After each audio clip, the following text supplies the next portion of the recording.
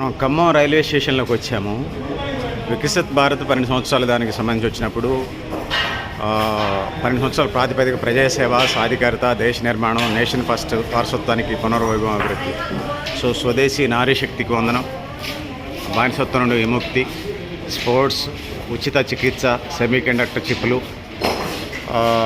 పోషకాహార లోపాన్ని బాల్యం చేయించడం, దాని తర్వాత నా స్టార్టప్కు, దాని తర్వాత ఆధ్యాత్మిక క్షేత్రాలు, దాని తర్వాత విశ్వబంధు, దాని తర్వాత గిరిజన సంక్షేమం, ఇన్నోవేషన్స్, ఉచిత బియ్యం, ప్రతి ఇంటికి నల్ల. సో దాని తర్వాత దేశం ఇప్పుడు వేగంగా పుంజుకుంటుంది. ఇప్పుడు నా అకౌంట్లో 6,000 ఉన్నాయి. రైతు ఖాతాలో 4.3 లక్షల కోట్ల కిసాన్ సమ్మాన్ నిధి.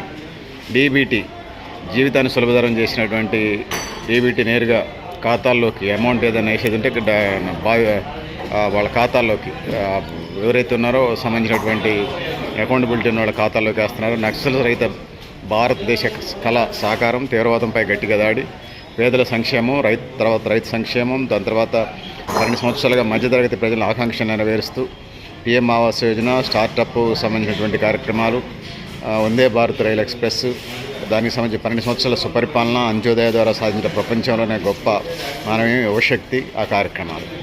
దాని తర్వాత పూచీకత్తు లేని ఉచిత విద్యుత్తు, పూచీకత్తు లేని రుణం, యూపీఐ లావాదేవీలు, అభివృద్ధి, పర్యావరణ పరిరక్షణ, సుమారు 2 కోట్ల మందికి ఈనాంలో నమోదైన రైతులు, సుమారు 3 లక్షల మంది వ్యాపారులు ఈనాంలు ఇష్టాలు ఉన్నాయండి. పేదల సంక్షేమంకి సంబంధించిన కార్యక్రమాలు, 4 కోట్ల పైగా ఆవాస్ యోజన ఇళ్ళు. సో ఆరోగ్య పరిరక్షణకు సంబంధించినటువంటి ఆరోగ్యశ్రీ తరహా పథకం ఇది సెంట్రల్ గవర్నమెంట్ది.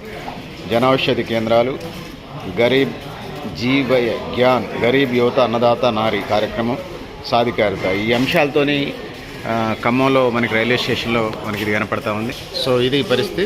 12 సంవత్సరాల్లో వాళ్ళు సాధించినటువంటి అభివృద్ధిని చూపించే ప్రయత్నం అయితే ఇక్కడ జరుగుతూ ఉంది. రేపు వాళ్ళ పథకాలన్నీ చెప్పేశారు. ఇంకా చాలా పథకాలు ఉంటాయి. ఈ యాక్టివ్ పథకాలు 1000 పథకాలు ఉంటాయి, కానీ యాక్టివ్ పథకాలుగా వాళ్ళు చెప్పుకుంటున్నారు 12 సంవత్సరాల్లో ఈ ఖమ్మం రైల్వే స్టేషన్లో బీజేపీకి సంబంధించినటువంటి అంశాలు ఇవి. సో నేను గరిడేపల్లి సత్యనారాయణ, లక్ష్య ఆర్గనైజేషన్.